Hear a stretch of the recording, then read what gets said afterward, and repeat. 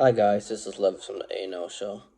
I'm over here reviewing Monarch Episode 3 Legacy of Monsters. So it leads off right where Episode 2 left off at, that they were trying to escape from Monarch in Shaw's old place. So they got in a car, or minivan. Pretty funny car chase scene in which he was trying to hit the button to have the car start out, but since he's older Shaw, he doesn't know that there is no key for the car anymore, and they select that for the rental. So they went to they managed to escape. Then they went time jump back to the past. And in the past, you see the William Shaw, younger Shaw, and Mira trying to negotiate with the U.S. Army about giving them uranium and funding for the research. They were trying to lure one of the monsters in. So the U.S. government, which is Shaw's leader, was like, "Oh, show me proof." And they did, which was a big, huge footprint of one of the monsters, and that was set enough to basically give them what they want, as in just the uranium for right now. It's funny because that huge footprint was the picture in the file of Mira, the main character's grandmother. There, just her standing on it. So back to the present, they found what's it called?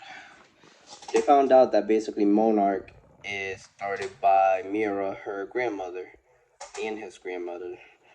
So it was like, oh, this is a family blessing or family curse, or whatever, whichever side you want to feel like it. So after that, they were on their way on a boat to South Korea.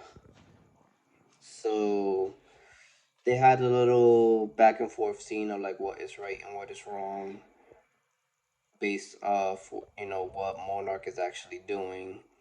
Then William, not William, Kentaro, the brother, and his tech girl was going back and forth for like, oh, like, she left her place, left everything behind just for them, and like, you know, you're supposed, like, this was all their fault and whatever, which in a way she's right, but now she's stuck and she has nowhere to go, and there's nowhere just to go with them for now. So after that, they get to South Korea to an agency, and they were trying to find one of Shaw's friends, which was the intention of going to South Korea in the first place. So in South Korea, they didn't have their passport, blah blah blah, but it was like a little scene there. Eventually, the friend was one of the security guards in there, and then they managed to escape. But the only thing is, since that agency had cameras, Monarch was able to spot them. Be like, oh, like they're in South Korea, and like, what's the point of they're in South Korea and all that other stuff. So then they went to they found a plane and they were heading towards Alaska, which was the father apparently disappeared somewhere in Alaska. Why was he there? And what was he looking for? So we went back to the past and we get a scene of the US government over here, like trying to plant a bomb in a way with uranium to lure the monster in, but they were planning to kill the monster instead of like research it. So they kind of betrayed the main characters in the past, to because they wanted to research, but then Shaw and his boss was going back and forth like, this monster needs to be killed, or else everybody's gonna die, or stuff like that. They were going back and forth. So then out of nowhere, Godzilla appears, and the visual looks amazing. Not much happened in the scene except you see nice visuals of him going up in the water, then like going down his tail, and he was heading towards the bomb because he could sense the uranium and the radiation off of it. So Then Mira tries to stop the bombing, but Shaw stop her because after the repercussions is they'll be either get sent to jail or worse, whatever the case may be. So the bomb explodes. You don't know what happened to Godzilla. Well, he's gonna survive because it's Godzilla, but they didn't think so. Blah blah blah. Went back to the present, which they were trying to figure out like why exactly was there why exactly was he going to what's it called, to Alaska. And they had a whole conversation with the pilot as well about little in deeps of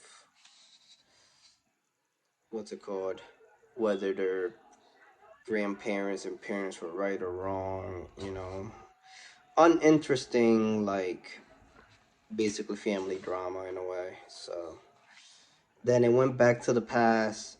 I think this is the last jump past scene, basically, which the government ended up as well gave them a blank check to continue the research in order to find more monsters. But they agree with Shaw, like, not to tell the U.S. government everything, like if they find the monsters or not, because they know that the U.S. government would just kill them.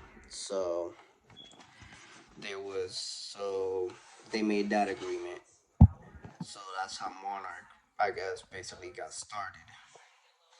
Then back to the present, which is towards the end of the episode, that they found a plane wreckage in the mountains. Don't ask how they just got there or found the exact place, but they found the wreckage. They found a dead body, but the dead body was not the father. It was a dead pilot.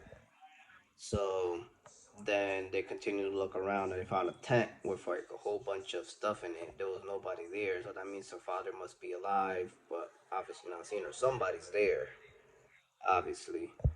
And then the pilot went to research the wreckage, be like, oh, like they landed safely, so it wasn't that. So what exactly killed the monster, or not the monster, the person, the pilot, or the plane itself that was a wreck? And then he feel like, oh, there's claws, there's everything, like something is off. So they like started running to the plane to turn the plane on and everything. Realize there's a monster here, and then out of nowhere, like a whole entire ice monster, which was like a dog with a face kind of like the Stranger Things dogs that has like a little. It's like a mixture of like Stranger Things dogs with Resident Evil. That basically, with his mouth, he freezes the whole entire plane and freezes everything in it. And then the main characters basically got stranded in there looking at the beast itself, and that's when the episode ends. Overall, it was a good episode. It was definitely better than episode 2. I'm not sure if it's actually better than episode 1 though, but there was a lot of information. The story progressed. You got a little insight of how Monarch started, of a little backstory, so we know the father is alive. I'm guessing still, and there's a chance. So overall, I liked it. Like, I would give this a 7 out of 10. Like, it's progressive, it's informative. Like, the visuals was amazing, especially for Godzilla and the last monster. The scenery was amazing, basically. Old Shaw killed it in a way, so he's pretty funny and energetic, and like, you know, for me he appeals to me compared to the other characters itself. So he kind of made the episode for me. But overall, yeah, like it's still not a whole. I'm not gonna say it's a perfect show. It's not, but so far for episode 3 is good enough. Let me know what you think in the comments below.